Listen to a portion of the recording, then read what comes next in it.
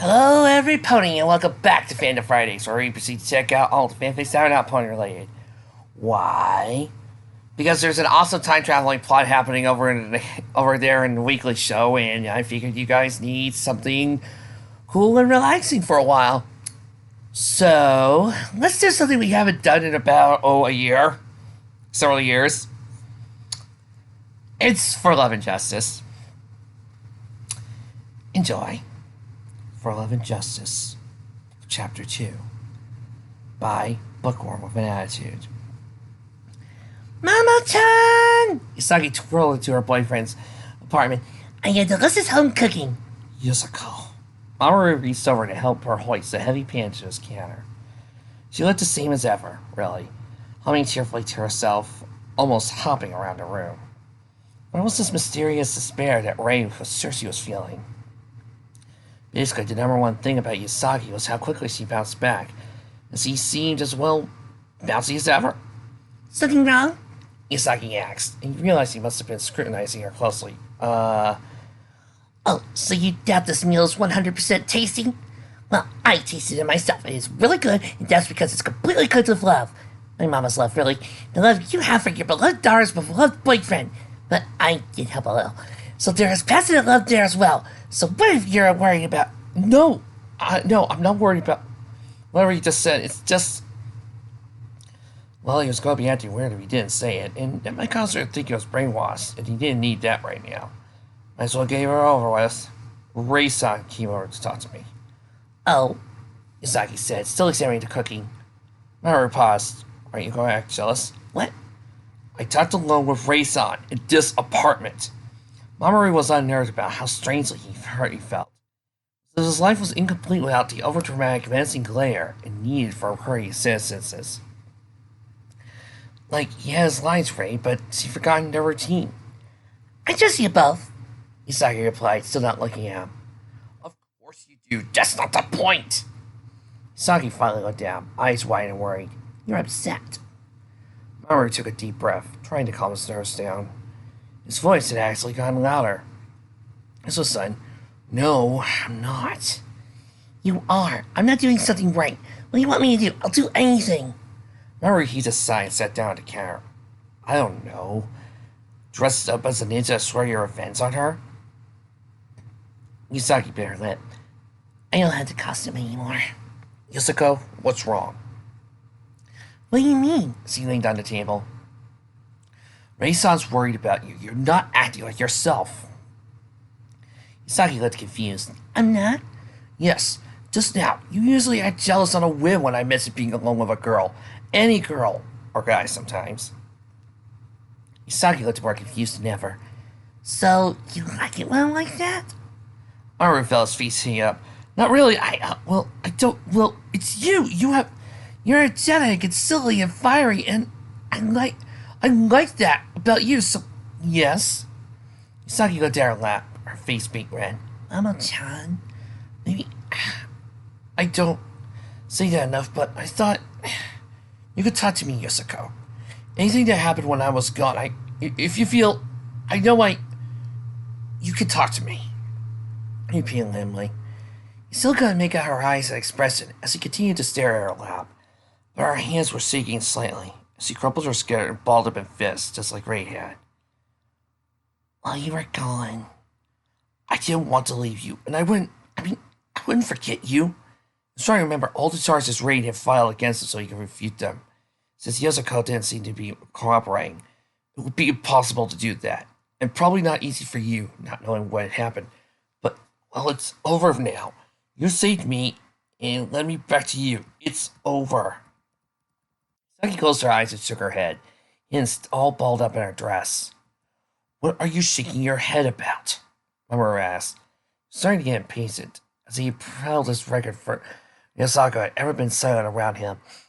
It's not over, Usagi said softly. It's never going to be over. What is? Everyone getting hurt. Me losing you. She was definitely refusing to look at him. He got one of those comforting instincts that overrode his usual method of cautious common sense.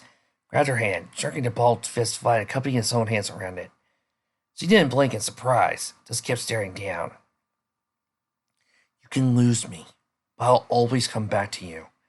It doesn't matter that we suffer getting there. We always come back whole in the end. Isagi nodded slowly. That's what makes me happy, but because everyone sacrifices for me, I'm always the last to fall. So at the end, I'm always the one who ends up alone. And I have to find a way to keep everyone with me. It gets them back where they belong, and I think when it happens, one day I won't be able to do it. I can't keep doing this forever. I really can't lose everything. Why would you suddenly think Kimiyusa? Usagi said in a terrified whisper. When Lilia took you, she started fading away. So when I saw you die back there, I realized that means Kimiyusa just blinked out. And I lost our future, and all she existed were in my memories. I didn't let her chance to even die. Mamoru stared at her, open mouthed, she barely holding back tears now. I think a part of me I didn't know about thought that because of Crystal Tokyo meant we always have a future.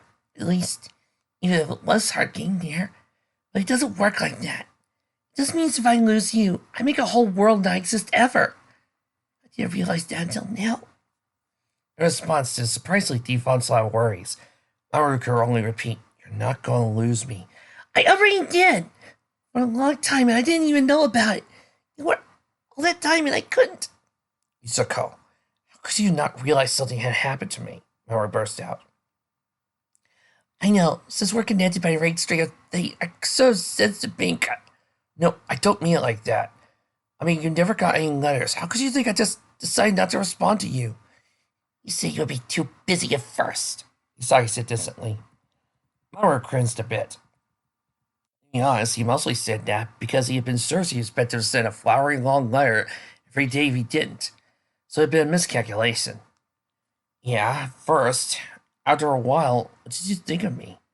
That I proposed to you and abandoned you? Seeing looked down and startled, then laughed suddenly. What? Mamo-chan, Ray-chan had to tell me that was probably a proposal.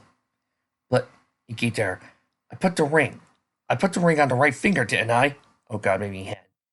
You didn't ask me anything. I thought you were giving me a pretty ring. Isagi looked down her lap. I'm an idiot, you know.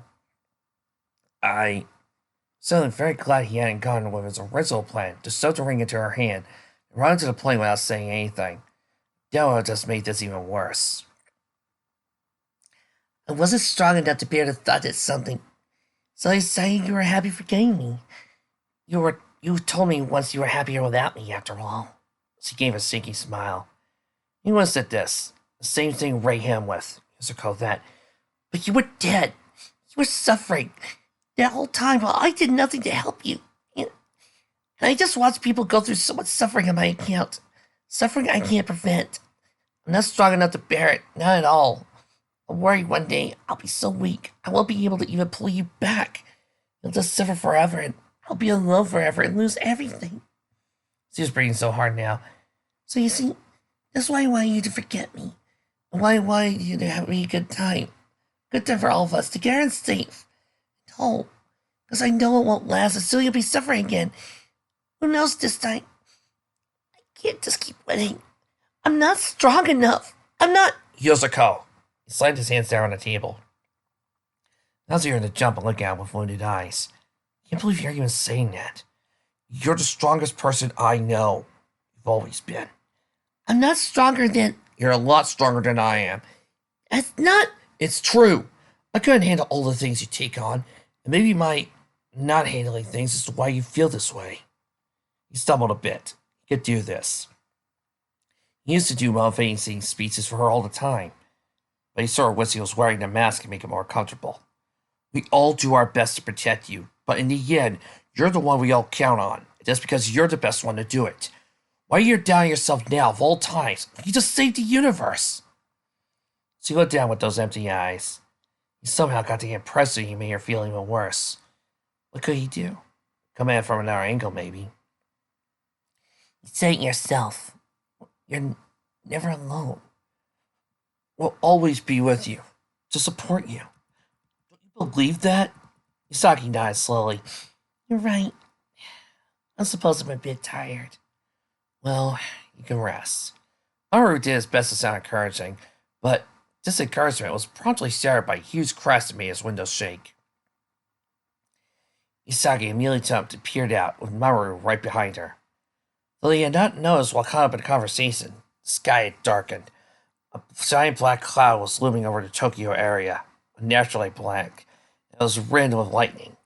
But more unnatural than the black cloud was the creature inside it. The giant red-furred head of a monkey screeched with bare teeth, twisted mouth on a brown, dog-like body. It propelled itself forward on its powerful orange and black striped legs. A hissing snake protruded out of its hind, hissing, and explicitly dripping with some sort of venom over the city. The thing was huge. "What?" squeaked Isagi, recoiling from the window. "I think it's a new way." Mamoru muttered, squinting at the thing. "What?" His girlfriend squawked, a chimera. "What?" "A bunch of animals mashed together," he explained patiently. "In this case, a monkey, raccoon dog, tiger legs, a snake. You're supposed to be able to metamorphosize into black clouds." Isagi growled. "New monster? Okay, please let Silver Moon crystal power work." She spun for the door, stumbling and vague, as Mamoru said, "Please let what work?" "It's money attack now." Oh, he followed her. He was about to her when she suddenly stopped short and faced him. "What are you doing? We need to hurt." "Mama-chan, could you stay here?" It took Mamoru a second to process what she was saying. Why? You don't have to come this time. I'll be right back and I'll do my best. I promise." Mamoru sighed, placed his hands flat on the counter, steadying himself. This was unexpected. Completely new territory. "We've always... Well, you need my help?" "I did without your help for a year." She didn't say maliciously, at least. Her tone was reassuring, but it would have felt better if she spat at him. "Just please, stay here. Be safe. Eat." She pointed at the food there, giving a slight smile. "That gives me the most help right now, okay?" "It just..." But she was already out the door. He stared at the empty spots where she had been. She had always been happy for him to be there with her. Happy to have him show up to help. That was how they'd begun. He knew he wasn't as powerful. She hadn't really needed him for this, but she depended on him. Someone to come in at the right moment, with a distraction and encouragement. She saved the day. That's how they worked. Suddenly he wasn't wanted. Suddenly she wasn't happy to have him there. "It's my planet too," he said to no one in particular. In fact, it was my planet first. I always do my best to protect it. No one responded, of course. It didn't matter. He pushed open his door and left the food behind, transforming as he did so. It didn't matter if she wanted him or not. Unless he was dead, he was going to be there. That was how they worked. It wasn't easy when your daughter was a goddess of destruction, mostly because it meant you had to share her reading with very strange women. Susumu Mayo had convinced Soichi Tomoe with some rather forceful demonstrations that a normal man not be able to handle the difficulties of raising the Messiah's silence. Considering that Hotaru gone from baby to young girl in less than a year, he had to admit that maybe she had been right. So now, raising Hotaru was split between himself and a bizarre trio. He couldn't pretend he wasn't somewhat resentful, but after all he had done to Hotaru under the thrall of that demon, he didn't have any right to complain. But today was one of the blessed days he had Hotaru all to himself. He was trying to make the most of it. "Jimmy Yusa-san always told me if you make cookies right, they give you 100-fold strength and 100-fold courage." Hotaru chirped as he put them in the oven. "Well, if Chibi Yusa-san said that, I suppose it must be." Tomoe was interrupted by the doorbell and held a finger out to Hotaru. It better not be Mayo happening to be in the neighborhood again. What greeted him at the door was a terrifying rictus grin and the empty eyes a woman could ask for. Both were instantly recognizable, and Tomoe shut the door as quickly as he opened it, but it was not quickly enough. Dr. Poison forced her way in easily, grabbing the professor's hand vigorously. "Tomoe-san, I wish I could say you haven't changed a bit, but it looks like you have. What happened to your demon?" "Two nice young ladies killed it for me. So really, we have nothing in common anymore. Please leave." Tomoe hissed through gritted teeth. He couldn't let this woman see Hotaru. He had a terrible feeling that Hotaru's mothers would need to be alerted if poison got out. If only there was a way he could speak to her telepathically. It wasn't that one for powers. He Could have installed it back in the day. But Tomori-san, we knew each other before that little incident of yours. You were quite happy to work with me then, too. We're old friends, and I have a very interesting project I'd like you to help me with. Things change. I've been dying to meet your daughter. There's something almost destroyed this world a few years back. And I bet it was her. You'd never let me see her while she was still in the experimental stage. But she's a finished project now, I imagine. Papa! Ataru came from the kitchen. The cookies are in the oven. Who's there? Alright, so that's with Dr. Poison. Raised his green guy, if possible, even wire. Tomoe's heart froze in his chest. You've been holding out on me, Tomoe-san. Poison said excitedly, seeing like a step towards Hataru. Tomoe said sharply, Hataru, get away from her! Now! Hataru eyed Poison rather cautiously. Enemy, you're in trouble. She was not simply a vessel for some hag demon. I know a goddess when I see one. This is definitely a reincarnation of a goddess. She's got the aura of destruction around her. Very stuff of myth. How did you look out like this? What we could do with her? You're not doing anything to her. Wataru, get the others, run! No, Tomoe-san. Lisa turned her back to her old friend at last, and her voice was flat. I'm really missing you. The glowed shot out, kind of around Tomoe's throat like a vice. He tried to struggle against it, but he couldn't move for some reason. Let's bring him back, shall we? Saturn planet power! Make up! Before Poison could even turn her head, a cool melt slid under her chin. Sarah Saturn's huge glaive held her hostage, and the child who wielded it had eyes like beads, blank and unforgiving. Let him go. Poison's eyes smiled in a way to perfectly mask her eternal grimace. You really are perfect. I am so glad I came back to the home country. Buzzing went off Hisage's skirt pocket. She ran down Tokyo Street. She pulled out her communicator to see a familiar yet unexpected grumpy face. Bun's head, we've got trouble. Aruka-san! Yasaki chirped. Well, this is the first time you ever called me on a computing here.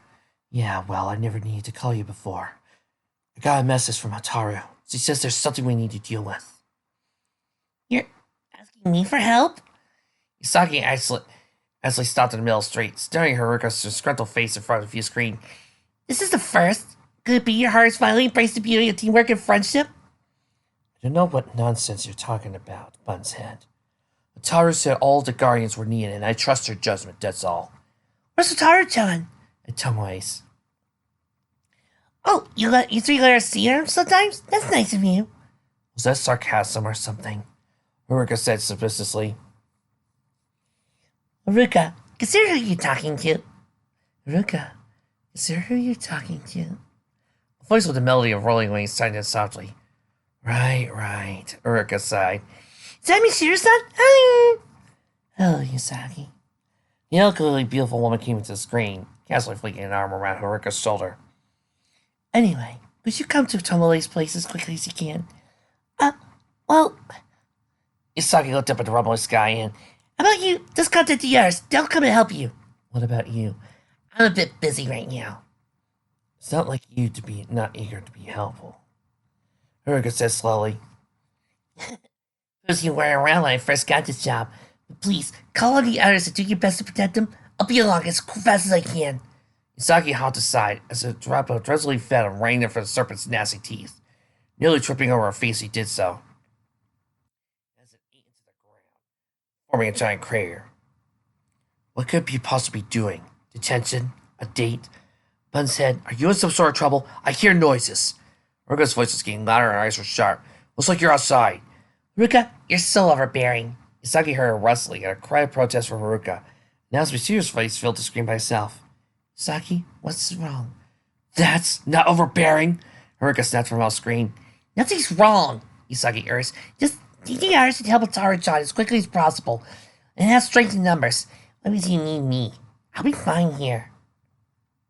Yasaki heard tinkling electronic noises across the screen. Looks like something's attacking downtown. Haruka reported. So that's it. A tear near in her eyes. It's not like you to lie.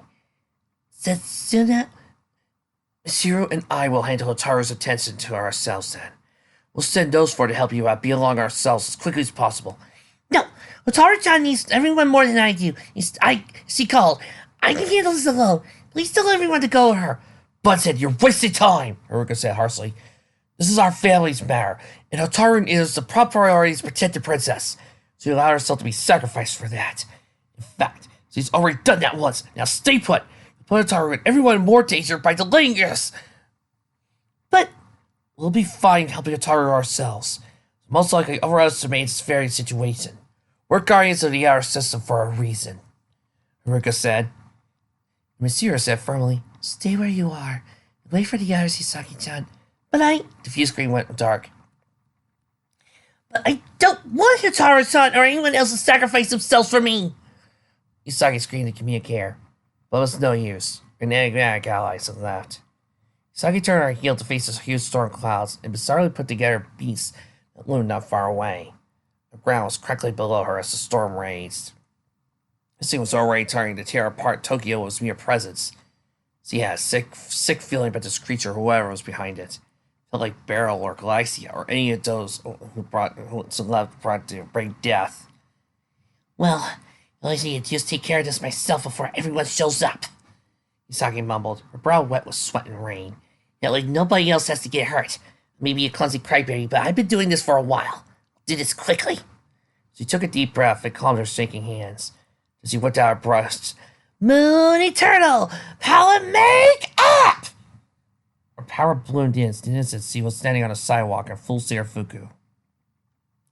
Stop right there! Ding, ding, ding, ding, ding. She called up to the creature. Didn't seem to hear her over the roaring wind, or notice her presence at all. I said, hold it right there! She said it again. Rainy days should not come for terrible monsters. Besides creature wrecking. Oh, never mind. The thing was still ignoring her. It felt wrong without the speech. I think it was best to get this over with. She took out her rod and held it aloft. Just as she did to, Danue froze, focusing its monkey eyes on her weapon. The faster speeding missile made a beeline for her. Hisaki barely managed to jump out of the way in time. As he stumbled as he did so, hitting the ground rolling, only to have to roll and shriek again when the creature made another dive for her, snake tail snapping and raking claws in the air. Hisaki had been doing this long enough she knew she could take a lot of abuse. Feeling those claws sliced her gut, it'd be all over. It went after her rod like a dog after a bone. It wasn't letting her stay still enough to do a major attack. It instinctively reached for her tiara, for a Marion she didn't have it anymore. Now her barely dust swipe shattered the pavement. Manhole ripped free. Isagi grunted and hefted it up. She'd done this with a pizza once after all. No tiara action! The manhole cover spun and sliced the monster's neck, bounced off harmlessly. Saki had to jump out of the way of the falling metal disc. When she looked up again, the monster was right above her, jaw about to consume her. Trying desperately to propel out of the way with stumbling feet. Rose! Sliced through the monster's nose. Yet looking away from his prey towards the man in the evening suit standing on top of the buckling building. The Seal Common was trying to say something. The Sigelman couldn't hear him over the wind, and the monster didn't hear. The Seal Kama-sama! Isagi cried. Told you not to come! Hunter yelled something back at her, but the monster was rearing towards him now. He whipped out his cane, looking determined. Isagi felt his stomach freeze. It was too fast. He had no idea this thing couldn't be beat off of a cane. She lunged forward, screaming, waving her arms to get the monster's attention, even grabbing his retreating paws over her bare hands. Worked. In an instant, he was swept out of these massive paws, carrying her off like an eagle carries prey. Sailor Moon! The scream of four people at once broke even this wind. Isagi could see Mars, Mercury, Jupiter, and Venus running towards her, gazing open-mouthed in horror. The Seal Comrade was climbing up the buildings, hoping to jump over her somehow. So they were all here. She had to do something before the monster attacked them. She looked at the creature's face. It was unlike any monkey she had ever seen. Crazed eyes and nasty teeth, flaring nostrils. She gritted her teeth and extended her arms, trying her best to keep her hands from shaking. She focused on her rod, not thinking about what was below her. I swear to Celestia, one person makes a rod joke in the comments, and I will find out your IP address and I will blow you to smithereens. knuckles white as he gripped it with all her power. Silver Moon Crystal Targus! She watches the thing holding her disappear in a flash of light. And watched herself fall when it did. She heard screams below her, finally closing her eyes, while she desperately those wings meant she could fly. And she was flying, floating in the air. And her wish being granted, strong arms were holding her. Mako-san? Mamoru-chan? No, they couldn't fly. Was she dead? She constantly opened her eyes. Staring down at her was a beautiful woman. Waving curls framing sea blue eyes, and red lips that smiled at her. Looking at the face, Yusagi felt a little stunned, even more so than being caught in midair. Are you alright, Sailor Moon? So speaking Japanese with a slight accent, but not anything to make it too hard to understand. Yusagi nodded dumbly, since some of the numbness seemed to fade and it fully clicked who was holding her. She had seen her on the news, of course. She wasn't in Japan often, but she was big here nonetheless. Sometimes statues and toys of her were right next to the Sailor Moon ones. Yusagi pronounced the name slowly, disbelieving in English, stumbling over some of the consonants. Wonder Woman? Do you know how hard it is to be an English speaker,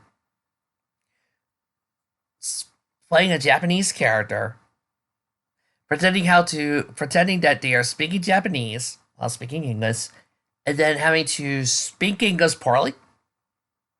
That ain't fun. Trust me.